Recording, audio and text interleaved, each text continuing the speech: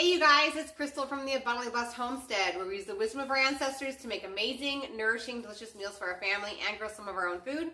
This is video number 3 of our GAPS series. If you guys have not seen video number 1 and video number 2, I will link them down below. It's very important to start at video number 1 because I go over all the books you guys really need in order to accomplish the GAPS diet for yourself. And I also explain what the GAPS diet is and why you should consider doing it. So it's kind of important. So in this video, it's going to be another short one, keeping them under 5 minutes. We're going to be discussing full GAPS, which is where I always recommend people start on the GAPS diet. And I discussed this in the last video, so I'm not going to go through why I advise that. Okay, so basically, you're going to be starting on the full GAPS diet, portion of the GAPS diet. And on full GAPS, since we're starting here, if you have any sort of food allergies, obviously you haven't started to heal your gut yet, so you're not going to want to eat those foods. So if you already know you're allergic to dairy, you're going to want to avoid dairy on this first step of the GAPS diet. Same thing with nuts. If you know you're allergic to nuts, you're going to want to avoid those foods with nuts in them because we haven't done intro yet, and healing starts in intro.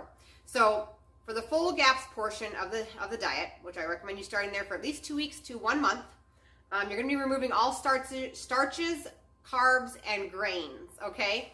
So you can look at the full list in that yellow GAPS book. It lists everything you can and can't have right there.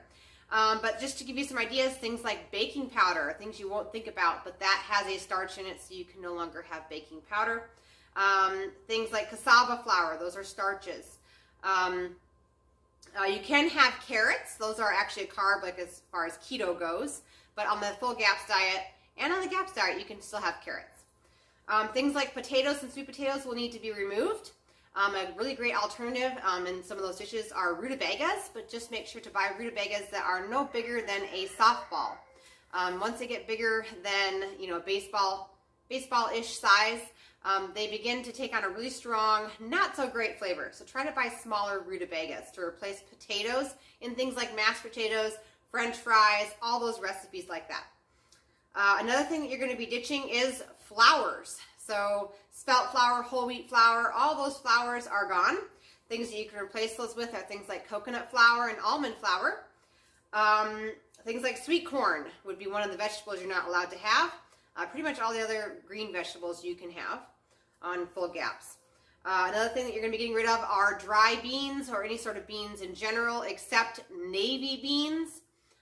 Those are allowed on the GAPS diet. But things like pinto, kidney beans, etc. are not allowed on the full GAPS portion of the diet. So as far as navy bean recipes, you can totally take some of my recipes here on the channel. I have one up here for refried beans, and just use navy beans instead. Tastes just as great, just a different color in your refried beans, which isn't a big deal to most people. Okay, so then cheeses. I was going to say, usually you can take a lot of keto recipes and use them when you're on full GAPS. The problem is you're not allowed to have soft cheeses. So you're not allowed to have cheeses like mozzarella. And keto diet people really love mozzarella, and they really love those soft cheeses. So on the full GAPS diet, you're only allowed to have hard cheeses like cheddar. So you could totally make a pizza dough like Fathead pizza dough, but you're going to have to make it with cheddar cheese instead of mozzarella cheese, which is totally doable. Just make a taco pizza. You just kind of have to think outside the box on how to substitute out some of this stuff. And then also the last thing that we're going to be removing are grains. So things like rice, noodles, etc. Those things can easily be replaced with cauliflower rice. You can take recipes that call for rice, regular rice, and go ahead and steam your cauliflower rice ahead of time. Reduce your liquid, depending on the recipe, by probably about half, and go ahead and throw in your steamed cauliflower rice into the recipe, and there is your option for a low carb, full GAPS approved meal. So some basic things to stock up on would be things to make sauerkraut. You're going to be going through a lot of sauerkraut when you're on the GAPS diet, so you're going to need to make up a bunch of sauerkraut. You can always store it into your refrigerator. It stays good for a year. Just get that going. You should be consuming something that's fermented 15 minutes before every meal when you're on the GAPS diet. So things like beets also to make like beet kvass. There's lots of different fermenting food items. Up here on the channel, I have a fermented pickle recipe. Sure could use that as well. You just want to make sure you're eating it right before you eat when you're on the GAPS diet.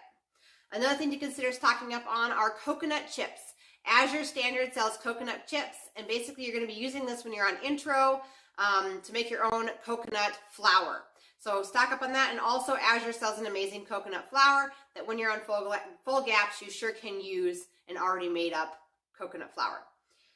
Another thing to stock up on would be raw honey. I've said it in the past, prairierock.honey.com. I'll leave their link down below. Sells the most affordable raw honey. They're out of Minnesota. You're just going to be using just raw honey to sweeten things, so you can only imagine how much honey you'll be going through. Another thing to stock up on would be like frozen vegetables that you're allowed to have on the GAPS diet. Butter or ghee, those are things to stock up on. Coconut oil, another good thing to stock up on. And then obviously we've already discussed rutabagas. Those keep inside your refrigerator for a long time, so stock up on those. And then navy beans. I'm sure I'm missing a few more items to stock up on, but it's mainly about coming up with a meal plan, writing out what you're going to be using a lot of, and then coming up with a grocery list. So those are some things to keep in mind as you're heading into the GAPS diet. I hope you guys are doing okay. If you guys have any questions, leave them down below in the comments, and I will be making a video number 4 discussing some of the things you're going to want in your kitchen to be making some of the things you're going to have to make when you hit intro. So stick around for those videos. I'll see you guys in the next one. Thanks so much for watching.